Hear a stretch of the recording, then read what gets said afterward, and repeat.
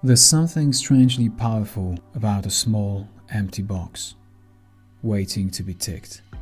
It doesn't look like much, just a mark, a tiny yes, in a sea of maybes.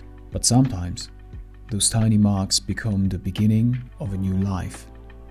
Tonight, I want to talk about habit trackers, why they work, what psychology suggests, and how those little boxes quietly change my days, my mind, my health, and this very podcast. Habit tracking is not glamorous, it's not dramatic, it's simple, almost too simple. But simplicity is exactly why it works. Behavior scientist Dr. BJ Fogg from Stanford University says that lasting change begins not with motivation, but with tiny actions repeated daily. A habit tracker becomes a soft whisper to yourself. I did it. Even if it was small, I showed up. For me, it started as a way to understand my mental health. Slowly, it became a map of who I was becoming. Every month, I draw a simple chart in my journal, just a grid, habits across the top, days down the side. And each day, I fill in boxes divided into 3 themes: mental health check-in, physical health, self-development. In the beginning, the page looked almost empty. A few scattered marks. A lot of white space that felt like failure. But then something changed, not suddenly, quietly, gradually.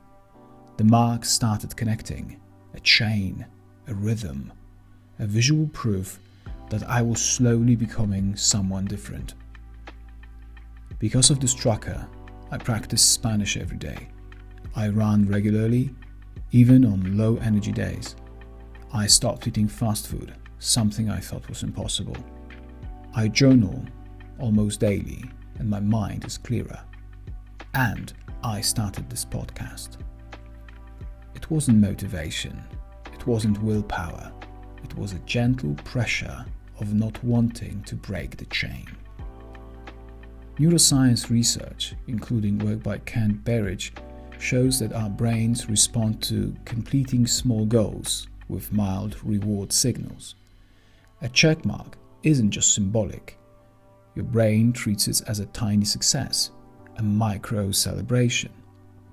The classic Hawthorne effect, identified by Henry Ladensberger, shows that people change behavior when they know they're being observed. In habit tracking, you are doing the observing. Simply paying attention makes behavior more intentional. Peter Drucker once said, "What gets measured improves." He was talking about business performance, not psychology, but the principle applies beautifully to habits. Tracking makes invisible behavior visible, and you can only change what you see. Writers and behavior researchers like James Clear or BJ Fogg emphasize that habits aren't just actions, they're votes for your identity.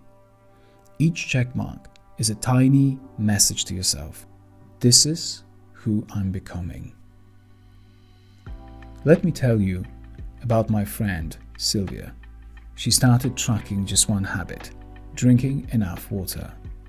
One box, one tiny commitment. But that little daily mark became a spark. She had more energy, she slept better, her headaches disappeared. She told me, it wasn't the water, it was the proof that I can be consistent. Once she saw that proof, everything opened up. Meditation, reading, evening walks, better mornings. That's the hidden power of a habit tracker. It gives you evidence. Evidence that you can rely on yourself. Evidence that you can show up. Evidence that you are capable of becoming someone stronger than you imagined.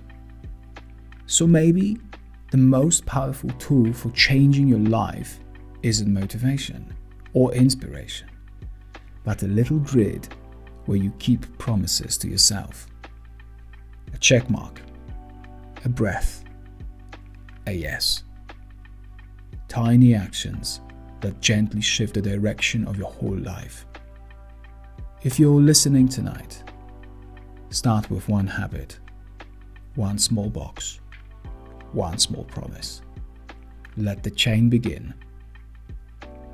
Good night, and don't forget to mark today.